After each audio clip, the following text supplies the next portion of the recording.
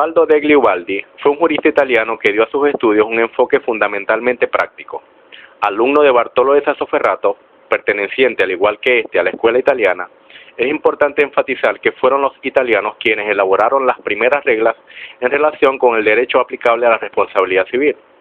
En el ámbito del derecho internacional privado, con énfasis en las teorías que fundamentan la extraterritorialidad de la ley, Ubaldi tenía criterios diferentes con respecto a su maestro Sassoferrato, en lo concerniente a la distinción de contratos establecidas por este. Si bien ambos dedujeron que las obligaciones extracontractuales debían regularse por el derecho del lugar en el que el acto jurídico o material se hubiera producido, y consideraron además que esta era una consecuencia natural de la repartición de la competencia legislativa entre las autoridades de los diferentes territorios. Ubaldi rechazaba la distinción entre la norma general y el caso de los extranjeros, para que se tomara en cuenta el hecho de que estos conocieran o no la ley local que establecía la responsabilidad. Bartolo de Sassoferrato nació en un pueblo de Venatura en el año 1313, cerca de Sassoferrato, en la región italiana de Marca. Sus primeros estudios los recibió del padre de Asís.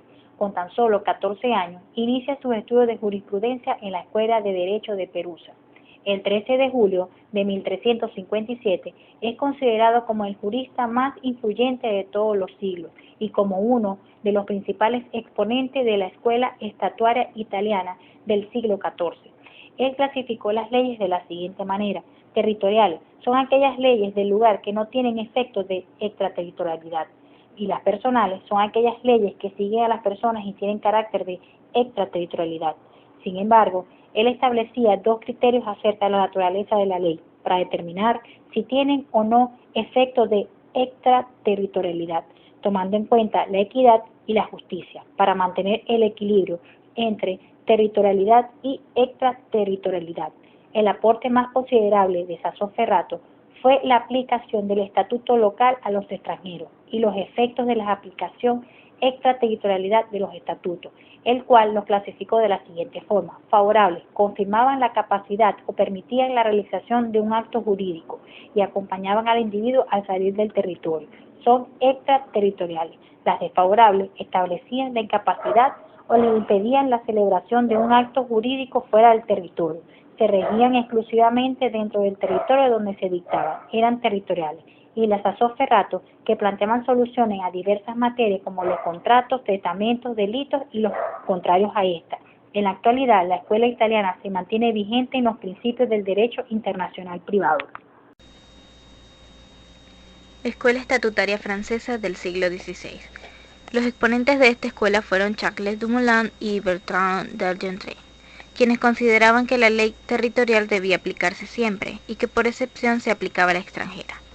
Iniciemos con las interpretaciones de Dumoulin sobre el conflicto de leyes en el derecho internacional privado, el cual plantea la solución a estos aplicando el principio de autonomía de la voluntad.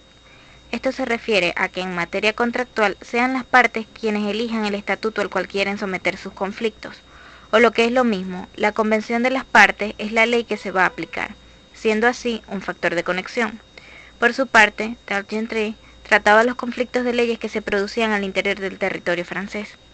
Dividió los estatutos en reales, personales y mixtos. Los reales referidos a los bienes, los personales, estos se refieren a las personas en cuanto a su capacidad y estado, y los mixtos que incluían tanto a las personas como a los bienes, pero destacando primordialmente los bienes. Un cordial saludos, mi nombre es Henry Quintero y le hablaré sobre la escuela estatutaria holandesa. Esta mantiene el principio de absoluta territorialidad de la ley y admite por razones que no son jurídicas la aplicación extraterritorial de la ley. Esta escuela es la creadora del llamado estatuto mixto, el cual se refiere a la forma de los actos. Como expusimos anteriormente, los juristas franceses hablaban de un estatuto mixto, pero carecía de relevancia, pues era una mezcla del real y el personal, y que como sabemos quedaba incluido en el real. Por el contrario, en la escuela holandesa sí tiene valor jurídico, ya que como dijimos se refiere a la forma de los actos y admite la regla locus regit actum, o sea, que la forma de los actos se regula por la ley del lugar de celebración. Ahora, siguiendo la opinión del autor Pablo Boer, en quien primero se encuentra la idea de la comitas gentium como fundamento para aplicación del derecho extranjero. En efecto, nos dice: a veces, cuando los pueblos vecinos quieren por cortesía admitir las costumbres del vecino a fin de que actos bien practicados no sean perturbados, suelen los estatutos a tal efecto salir del territorio del que han sido dictados. Este jurista hace llamar mixto a los estatutos que se refieren a las cosas o a las personas y que no disponen principalmente de unas u otras, sino de la manera y solemnidades que deben observarse en los negocios judiciales y extrajudiciales. Siguiendo entonces al autor Juan Boe, hijo del autor anterior, Pablo Boe, nos habla que también el principio de la absoluta territorialidad de la ley y la admisión excepcional de la ley extranjera en virtud de la comitus gentium, o sea, de la idea de la cortesía. Este autor examina la materia de 3 puntos de vista diferentes. Como primero tenemos el concepto y la extensión del summum ius. Como segundo tenemos la extraterritorialidad ex comitate. Como tercero, el alcance de la voluntad individual en las convenciones. Examina las leyes desde el punto de vista de su objeto y de sus efectos. Desde el punto de vista del objeto, divide las leyes en reales, personales y mixtas. Son personales aquellas que se refieren a las personas de manera principal, aun cuando se refieren a las cosas.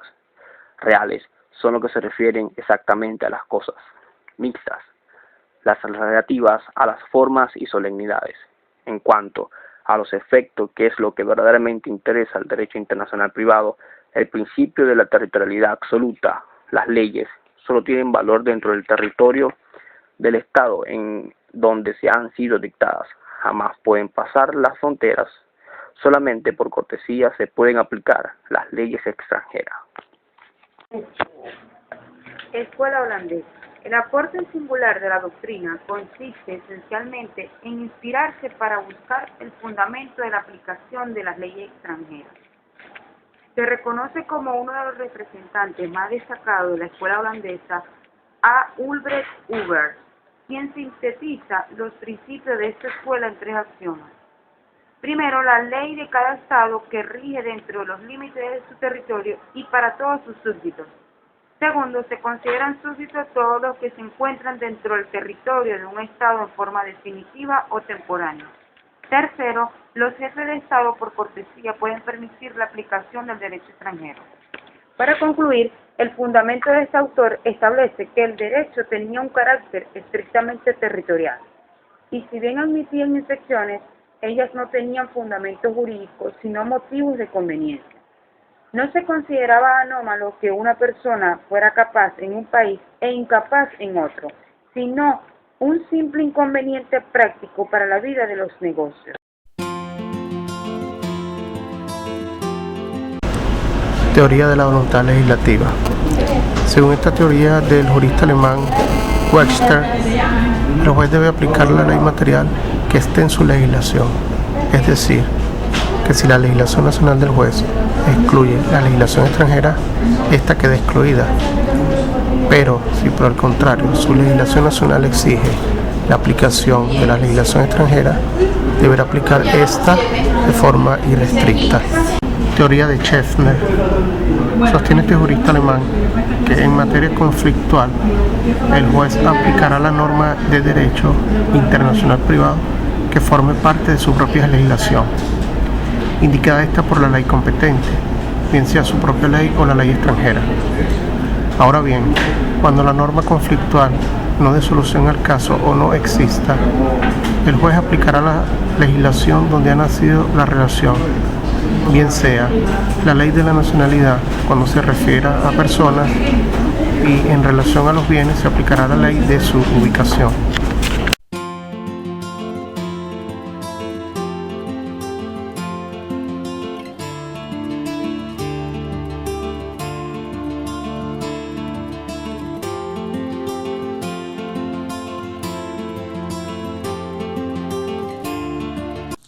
Mi nombre es José Luis Ortega.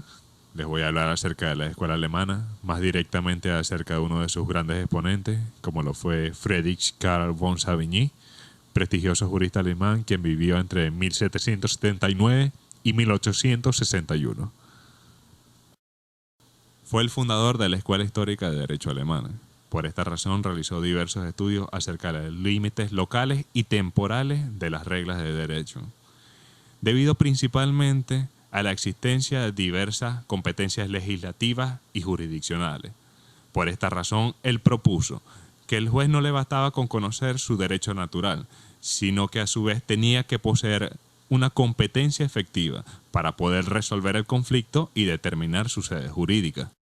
Su otra teoría es sobre la comunidad del derecho, inspirados en sus fuertes creencias cristianas, sus avanzados estudios del derecho romano. En esta teoría, él propuso que la igualdad de las instituciones del mundo occidental, la similitud que existía en la misma, deberían ser respetadas por las legislaciones internas de cada país. Sin embargo, a su vez propuso lo que fueron las dos excepciones, como era la no aplicación de una ley extranjera en el derecho propio y tampoco la aplicación de una institución extranjera. Sin embargo, su mayor logro fue atribuir a qué jurisdicción iba a ser sometida una persona en diversos casos, como en los casos de su capacidad y estado, tratándose de un extranjero, el caso de sucesión, también fijado en el domicilio, los casos de responsabilidad penal en el lugar en el que fue cometido el crimen. Y por esto, parte de su doctrina aún continúa vigente.